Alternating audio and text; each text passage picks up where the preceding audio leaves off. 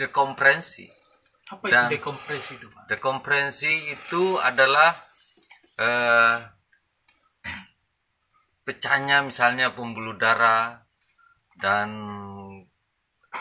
gangguan ingatan. Terus dia misalnya, saya mau terangkan, dia naik lebih cepat. Semakin hari penyelam itu kalau dia naik tidak sesuai aturan, Mereka terkena hipotermi. Hipotermi itu dingin ya, dingin, kram, terjadilah insiden. Biasanya mereka pada saat melakukan aktivitas ini, mereka turun mencarikan target, naiknya itu bisa mereka kram gitu. Disitulah posisinya biasanya banyak insiden-insiden teman-teman diver fishing ini yang meninggal dunia.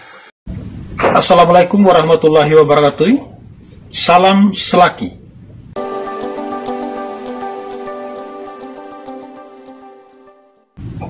Kembali lagi bersama saya Samsu Adimahu di channel Selaki Wakatobi. Saat ini kita berada di karang terpanjang kedua di dunia setelah karang Australia.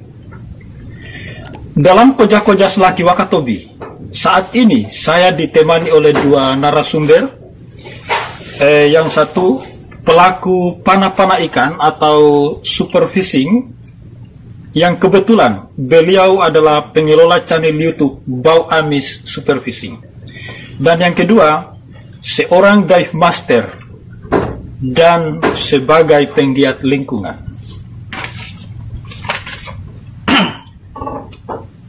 Oke, baik teman-teman, saat ini pertanyaan saya yang pertama kepada saudara Hazam. Sebagai pelaku super fishing, bagaimana Anda melihat kegiatan ini? Baik, Assalamualaikum warahmatullahi wabarakatuh. Waalaikumsalam warahmatullahi wabarakatuh. Perlu diketahui bahwa sejarah super fishing ini lahir kurang lebih sekitar pada tahun 1930-an ya. Super fishing sebenarnya adalah merupakan salah satu cara tangkap ikan yang paling ramah lingkungan. Kemudian super fishing ini dilakukan dengan tanpa melakukan alat bantu pernapasan. Jadi kita sistemnya itu free dive. Cuman akhir-akhir ini semakin berkembangnya zaman dan teknologi, saya melihat juga ada beberapa pelaku super fishing ini melakukan dengan cara tangkap. Salah satunya itu adalah dengan kompresor, dan saya rasa itu sangat berbahaya ya bagi pelaku penyelam atau super fishing dengan kompresor, apalagi mereka tidak punya basic dasar ya kan, tentang kesehatan penggunaan udara yang mungkin di dalam alatnya itu kurang bersih. Ya, saya kira seperti itu ya. Oke, pertanyaan kedua, apa saran dan harapan terhadap kegiatan panah-panah ikan? Saran saya kepada teman-teman super fishing, yang pertama adalah perlu selektifnya untuk mencari ikan target. Carilah ikan-ikan target sasaran yang dalam jumlah yang tidak berlebihan. Kedua, utamakan keselamatannya, misalnya mulai dari baju selamnya, karena rata-rata yang saya lihat ini teman-teman super fishing ini, apalagi yang pelaku super fishing malam ya, mereka itu dengan berjam-jam di laut, padahal tanpa disadari bisa saja terjadi kram, karena mereka itu bajunya itu tidak standar lah. Itu yang perlu teman-teman super fishing ketahui, karena di laut ini kan cuaca suhunya bisa saja berubah-berubah. Karena khawatirnya beberapa kejadian itu kan dari teman-teman yang melakukan super fishing ini terjadi kram. Kalau kejadian seperti itu tidak ada body di sampingnya, bisa saja akibatnya fatal. Itu. Kemudian harapan saya, teman-teman super fishing ini setiap melakukan kegiatannya itu adalah tetap menjaga kelestarian ekosistem laut ya, jangan membuang sampahnya di laut. Harapan seperti itu. agar ekosistem ini bisa kita nikmati secara jangka panjang ya. Oke, baik. Tadi saya sempat mencermati, Anda sempat menyebutkan pelaku panah ikan menggunakan kompresor, kemudian mereka beraktivitas pada malam hari berjam-jam. Apakah ada risiko yang akan timbul kepada seorang pelaku pemanah ikan? Ya, saya rasa itu pasti ya. Mungkin 1 bulan atau 2 bulan itu efeknya itu belum kita terasa. Tapi biasanya di usia-usia 40-an itu efek jangka panjangnya tadi pasti akan terasa itu. Kemudian juga ini teman-teman yang superfishing malam ini kurang standarnya baju ya, atau wetsuit ya, karena teman-teman ini saya lihat ini bajunya tipis. Biasanya baju-baju yang lycra itu yang kayak legging itu kan, sementara mereka itu berenangnya berjam-jam. Saya khawatirkan itu terjadi hipotermia, kedinginan berlebihan, dan itu fatal itu akibatnya. Oke, baik, tahan di situ dulu Pak. Saya akan bertanya kepada Pak Budianto selaku dive master. Sebagai seorang dive master, bagaimana melihat kegiatan panah-panah ikan yang mereka menggunakan kompresor? Ya, baik. Kalau kita berbicara tentang penggunaan alat kompresor, sebetulnya undang-undang sudah mengaturnya. Karena kenapa undang-undang itu merujuk kepada bagaimana pelarangan untuk penggunaan kompresor? Karena alat yang digunakan itu bukan standar kesehatan penyelaman dan standar keselamatan penyelaman. Yang dititik beratkan kepada penyelamnya. Keselamatan. Karena begini, kalau kita berbicara tentang kompresor yang digunakan mereka itu adalah kompresor tambal ban. Yang seharusnya untuk mengisi ban mobil atau ban motor, atau digunakan untuk mencat, kita gunakan untuk bernapas. Karena apalagi mereka tidak mempunyai filter udara, karena itu sangat fatal, karena banyak terus kesehatan penyelaman, lamanya menyelam bagi mereka itu tidak pernah dilihat. Terus kita melihat lagi pelumas yang mereka gunakan itu bukan pelumas standar yang harus digunakan oleh manusia.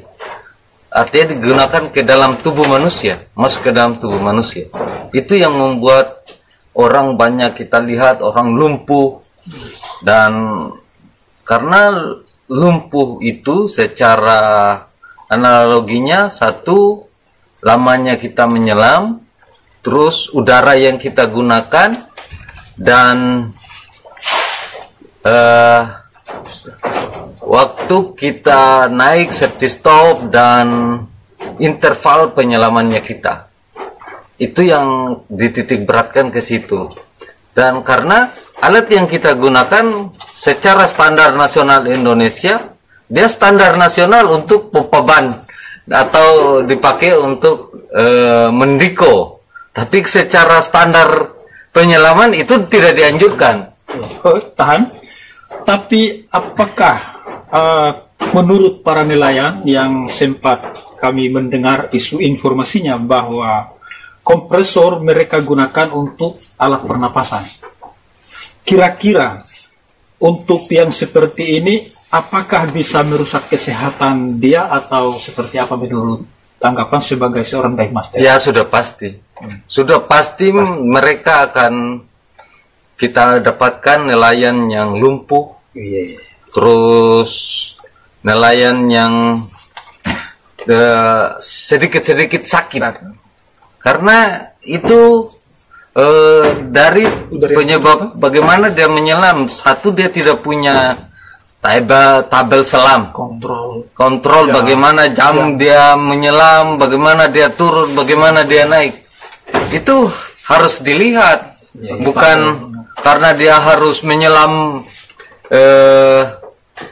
Misalnya mereka biasanya, saya naik turun menyelam 3 jam di kedalaman misalnya 20 atau 30 meter, 3 jam baru naik hanya merokok 1 batang sudah turun.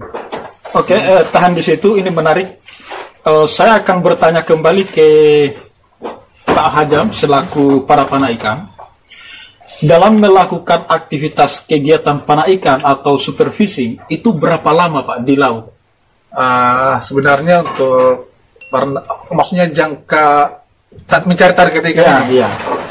Kalau seperti saya, pertama karena saya melakukannya superfishing ini dengan baju atau wetsuit yang ketebalannya itu kurang lebih 3 mili ya. Jadi kenapa dengan baju seperti itu? Pertama saya akan melakukan kegiatan ini pasti tentunya akan lebih lama. Rata-rata saya itu superfishing itu sekitar 4 jaman di air laut ya. Yang saya khawatirkan ini kan teman-teman yang tidak standar ini bajunya ini, mereka memaksakan melebihi batas ketahanan dari tubuhnya ini. Biasanya itu mereka terkena hipotermi. Hipotermi itu dingin ya, dingin, kram, terjadilah insiden. Biasanya mereka pada saat melakukan aktivitas ini mereka turun mencarikan target, naiknya itu bisa mereka kram gitu. Disitulah posisinya biasanya banyak insiden-insiden teman-teman dari superfishing ini yang meninggal dunia seperti itu. Iya, oke.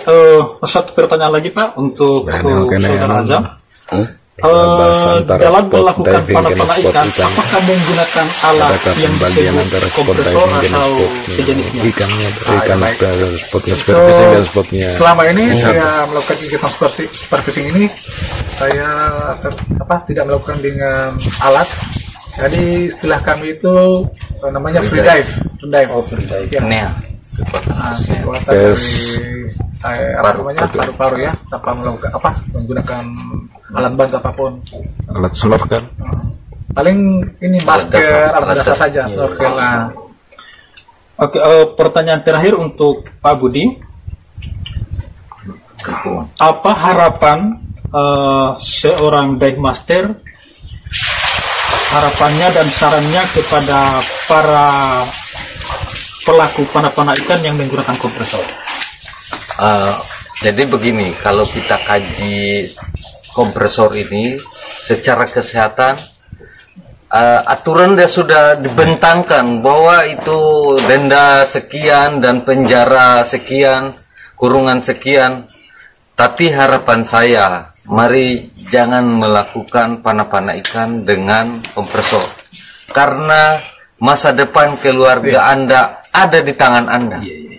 Itu yang penting.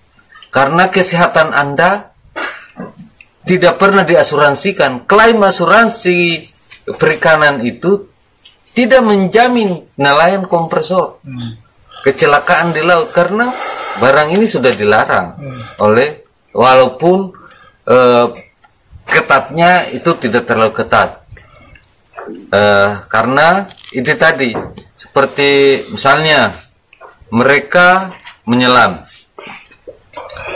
berjam-jam, terus kondisi tubuh yang semakin hari semakin melemah karena naik saja dalam penyelaman itu, naik dengan cepat, tidak sesuai dengan standar, itu kita bisa kena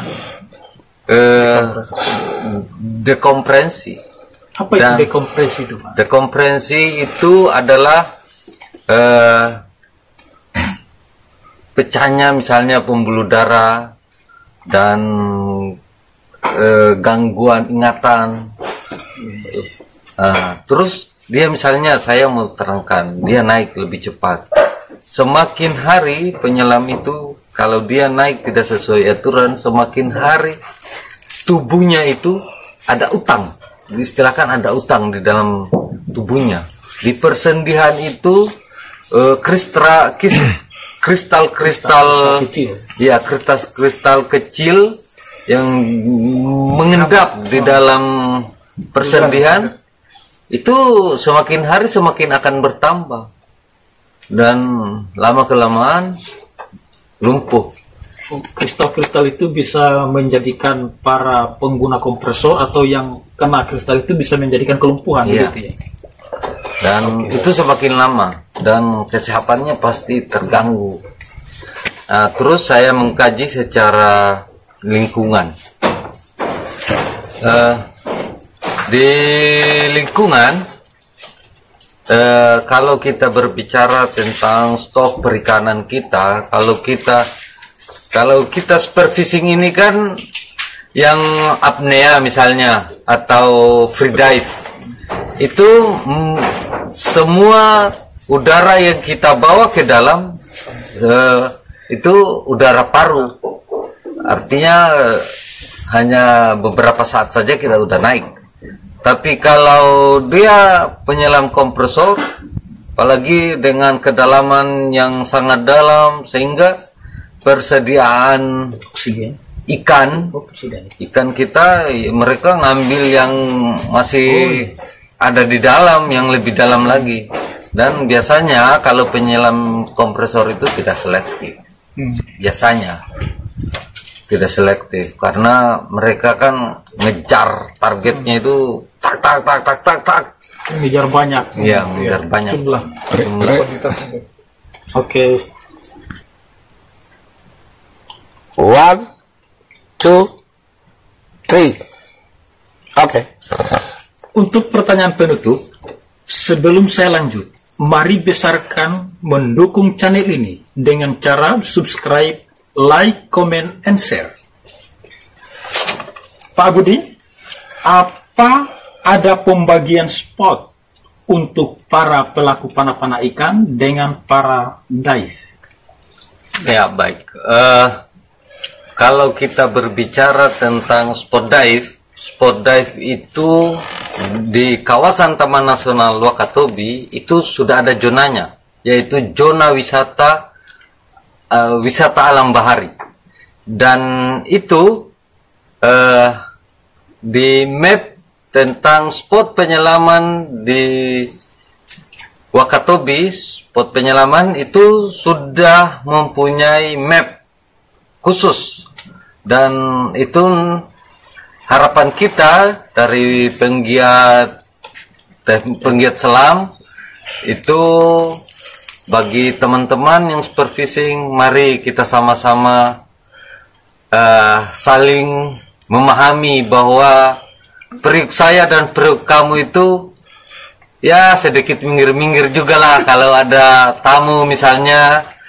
Dan masih luas wilayah laut kita di Wakatobi, dan laut kita di Wakatobi ini tidak semuanya itu adalah tempat wisata tempat penyelaman.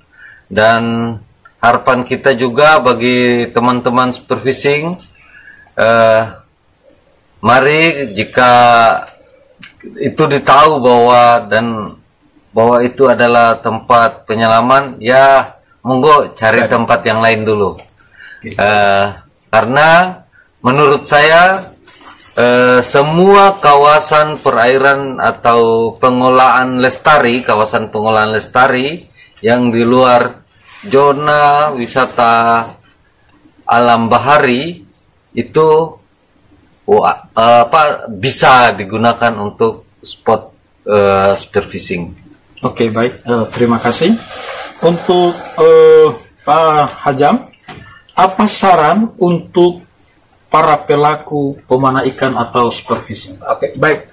Saran saya kepada teman-teman pemanah atau spearfishing, yang pertama adalah lakukanlah kegiatan spearfishing dengan ramah lingkungan. Cara bijak. Kedua, jangan menginjak karang atau membawa sampah dari rumah ke laut. Ya, saya kira cukup dari saya.